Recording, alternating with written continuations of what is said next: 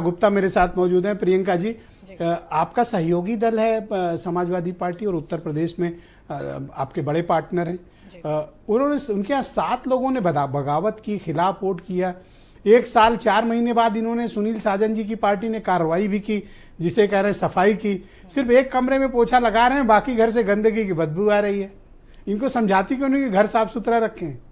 देखिए ब्रजेश जी, घर साफ सुथरा रखने वाली अगर बात की जाए तो मैं याद करना चाहूँगी आदरणीय स्वर्गीय जो राजीव गांधी जी थे, उन्होंने 10वीं अनुसूची के माध्यम से जो 52 अमेंडमेंट किया था, उसके माध्यम से उन्होंने दल बदलू विरोधी कानून जो लाए थे वो इसीलिए लेकर आए थे क्योंकि ये जो एक विश्वासघात होता है ये सिर्फ जनता के साथ नहीं होता, एक पार्टी के साथ नहीं होता, बल्कि पूरे जनमत के साथ होता है।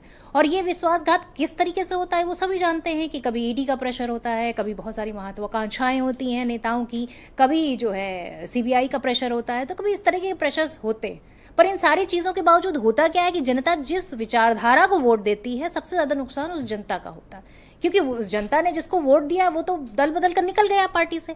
तो ये बुरी तरीके से विश्वासघात है, इसको रोकना चाहिए। क्यों नहीं कि कम से कम घर तो साफ रखो?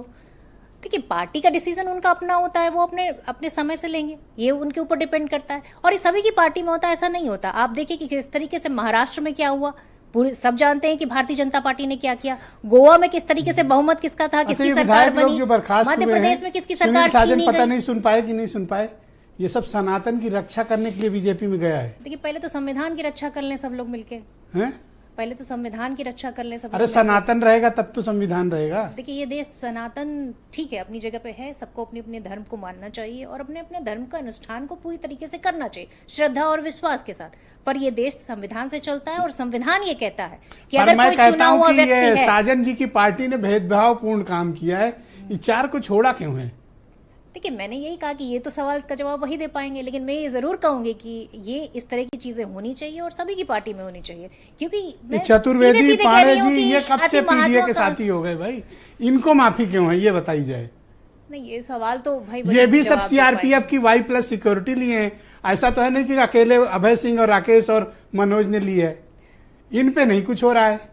देखिए, समय होता है, सबके ऊपर कार्रवाई होती है, वो समय पर बहुत शुक्रिया मैडम। देवकीनंदन मिश्रा उत्तर प्रदेश के बहुत ही जाने माने पॉलिटिकल मामलों के एक्सपर्ट और जर्नलिस्ट हैं। देवकीनंदन जी, शुक्रिया आपका, धन्यवाद।